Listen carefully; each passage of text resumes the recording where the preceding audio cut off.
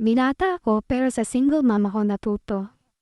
Isa lamang ako sa mga may kakaibang karanasan pagdating sa pag-ibig. Hi, I'm Vince from Davao, 28 years old.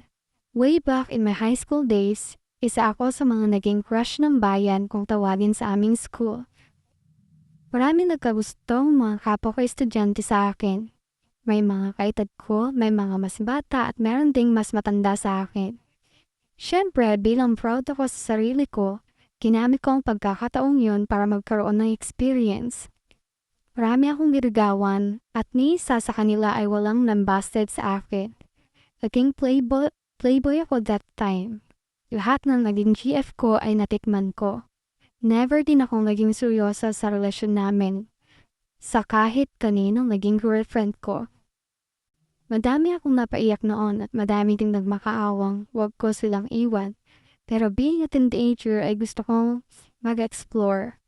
Habang tinitingala at hinahangaan ako ng kababaihan ay mas lalo akong nag-challenge at mas lalo akong naging mapaglaro sa kababaihan.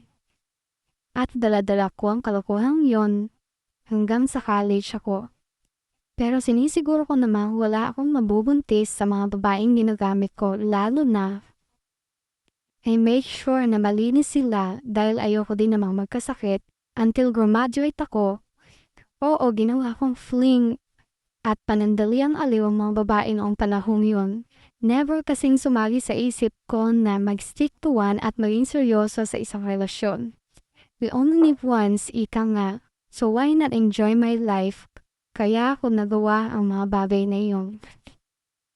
Nakapasok ako sa isang company at doon ay tinuloy-tuloy ko ang dating gawain ko nung nag-aaral ako.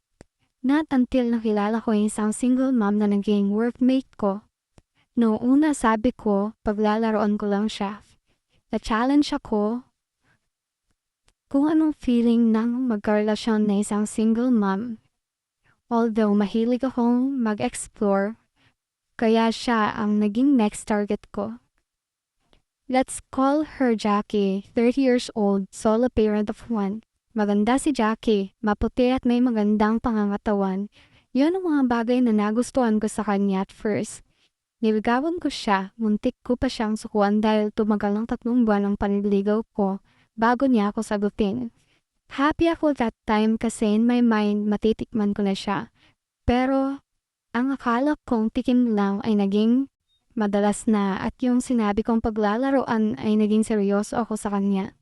Hindi ko namalayan na unti-unting nahulog yung loob ko sa kanya until na in love na din ako sa kanya.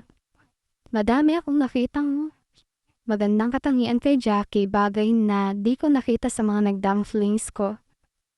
Ibang-iba pala talaga maturity ng dalaga sa may anak na. Hindi ko naman nilalahat kasi base lang yun sa experience ko. Ilang taon din kaming naging magjowa ni Jackie hanggang sa makapag-ipon kami at nagpa siyang magpakasal na. So ngayon ay masaya at kontento na ako sa piling ng asawa ko at sa anak niya na tinuring ko na ding anak ko. Looking forward sa masayang pamilyang mabubuo pa namin.